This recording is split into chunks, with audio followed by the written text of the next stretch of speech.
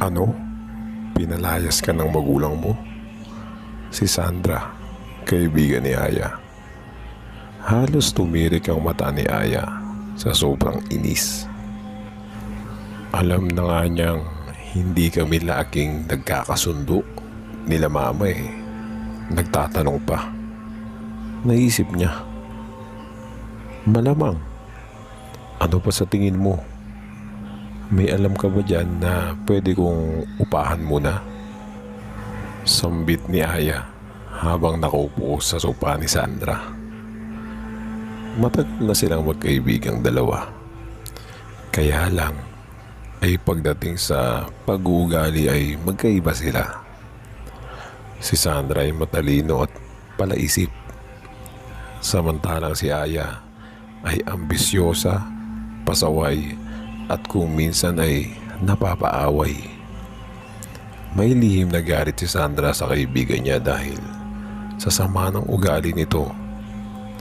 Pero sa kabila nun ay hindi pa rin niya matiis ito. Ano kaya kung turuan ko na lang siya ng leksyon? Sa isip ni Sandra, napangiti siya sa naisip niya. May alam akong pwede mong upahan. Diyan lang sa taas, yung 13th room.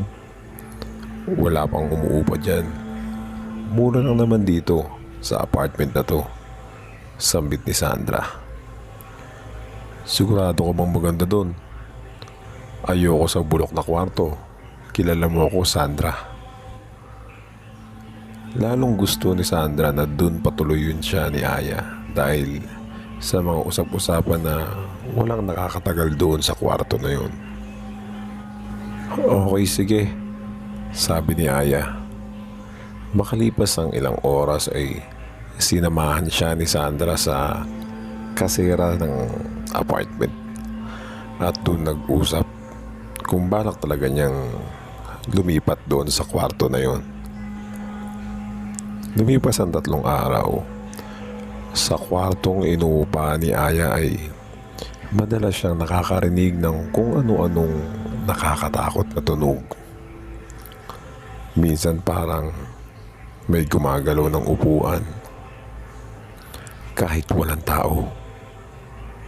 Minsan naman ay bumubukas-sara ang pinto sa banyo. Hanggang sa isang gabi natutulog si Aya. Sa kalagitnaan ng kasarapan ng tulog niya ay gumagalaw ang kama niya. Napatayo siya sa kama at takot na takot. Maya-maya ay nakita siya sa taas ng ceiling fan na isang kulay itim na nakalutang sa itaas. Mahaba ang kuko nito at mapalahibo ang katawan. Mapupula ang mga mata at nakangiti ito ng nakakatakot mismo sa kanya. Sa sobrang takot ni Aya ay nagmamadali siyang nagtatatakbo papunta sa pinto ng kwarto. Huminto muna siya nang may makita siyang babae sa kusina. Sa unang tingin ay nakatayo lang ito.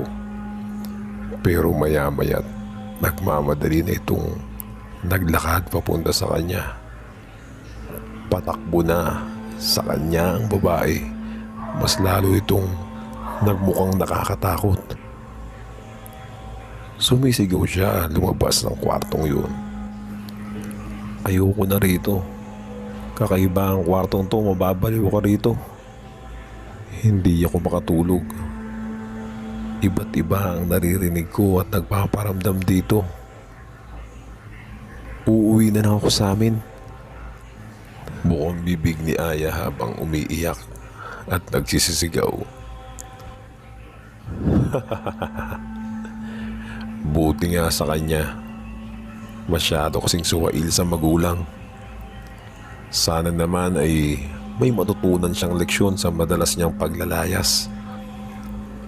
Nakangising sabi ni Sandra.